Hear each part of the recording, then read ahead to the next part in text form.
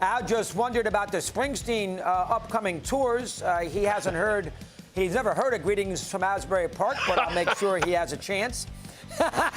Bruce! Hey, you know what? You give me. Make sure we have a chance. A big star as you are, you never give me credit. The first time you ever met Bruce Springsteen was because of this guy. But I will 100%. You know every song and you can sing every verse, and I cannot. I'm good. No, you be fair. I'm a legit Bruce fan. I did not come on the bandwagon 10 years ago. Oh, God, no. That you know. I'm a legit fan. We got a lot to discuss. First off, the Mets did a great job for Hernandez, an 86-year-old franchise with the retired number. I tell you right now, I mean, listen, he was very important, as were you, so I don't want to ever negate what you did for that franchise.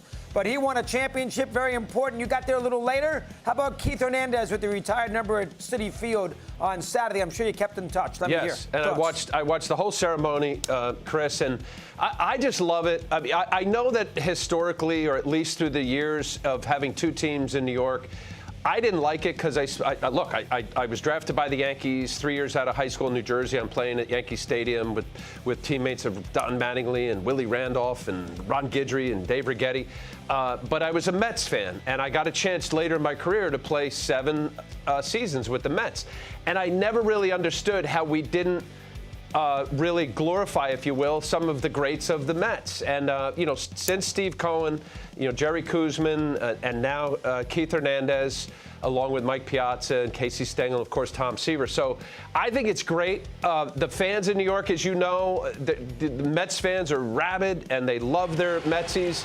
So to see Keith go in the ceremony, very emotional, very deserving. The first captain that the Mets had, and he was the guy, right? I mean, you go through all of the prospects that came through, the young Dwight Gooden and the Darryl Strawberry. It wasn't until Keith and then eventually Gary Carter that won them their second World Series in 1986. So I loved it. Everything about it was well done and first class. 100% agree, and I love the fact his brother got a chance to really enjoy it. The bond between Keith and Gary was important.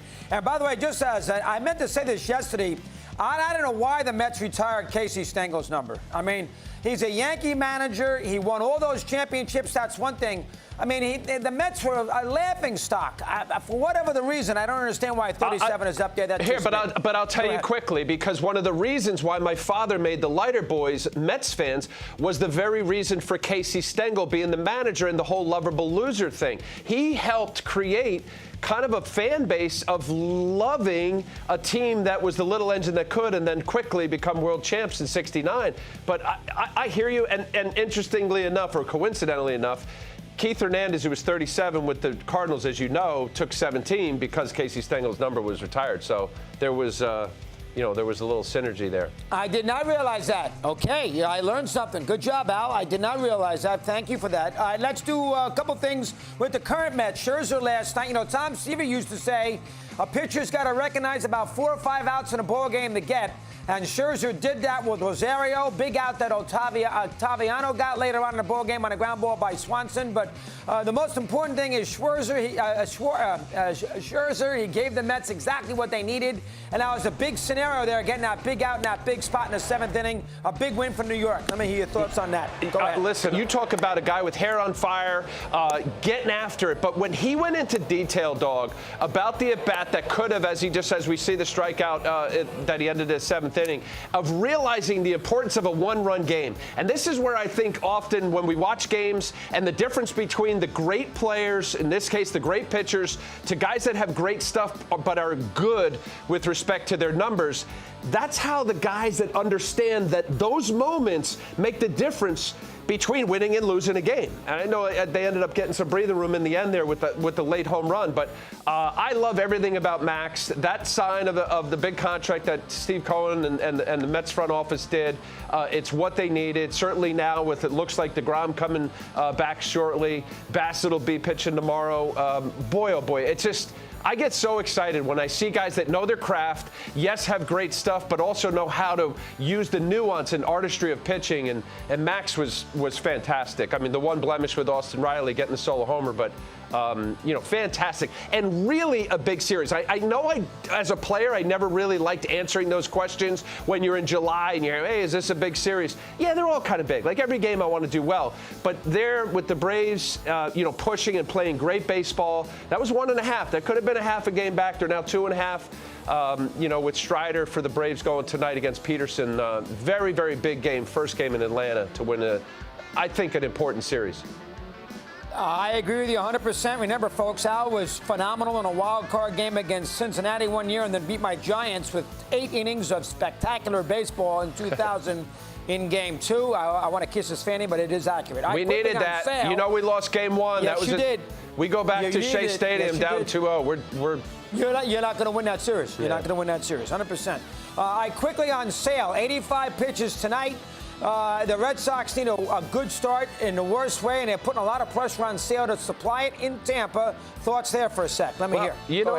Dog, we're coming off of Max Scherzer, similar type mindset, right? Chris Sale, max effort guy, unorthodox delivery. Yes, he had the injury. There's a lot of injuries going on with the Red Sox. The fact that they are where they are, 6-7 games over 500, making it interesting. But Pivetta being the healthy one, but Evaldi looks like could be back off the IL soon with the back, and Waka went down a little bit of shoulder soreness with Rich Hill's knee. But I looked at it this way, and I looked at several of his outings. He had 4 outings, 2 in rookie ball, 1 in AA and AAA. His velocity in Worcester was up to 97 miles an hour. So I'm looking at the guy that was mid-90s, good wipeout slider, and throwing his changeup. It really, really is important for him to be even. I'm not going to say what Chris Sale of old, but just be close, and the boost for that club, because they need some pitching help. I do believe that. 100%. Alcantara is a tremendous pitcher, Al. I think he's the best pitcher in the National League. I know there's some other reasons, but from a fairness standpoint, he should start the All-Star game Tuesday at Dodger Stadium. Probably won't with all the, Kershaw and everything else. But when you think about it, I think he's been the best pitcher in the National League to date. Thoughts quickly on that. All right, 100%. Love Sandy Alcantara. The fact that he's got 130 innings. Dog, we talk about it. We listen to it. I know you're not a huge guy into analytics, but how much damage could happen for pitchers, starting pitchers from the 6th, 7th, 8th inning on? He's got 4 starts that he's pitched 9 innings. He's got several in 8. The whole, third time around, OPS, slugging, all this other stuff while they're pulling guys out 5 1/3 innings with giving up 1 run. I really credit Don Mattingly and, yes, their front office of watching with the eyeballs and watching Alcantara do what he's done. However, this All-Star game, it doesn't matter. They're not playing for home field advantage. You got Clayton Kershaw, generational player. He's going to be starting for the National League team against Justin Verlander. I hope they don't mess that up. Good job, Al. Always a pleasure. We will see you all the time. You're always a good man to have us on. Thanks for coming and joining us for a couple minutes today. And good luck on your son in that Futures game. Thank you. As well. Good to see you.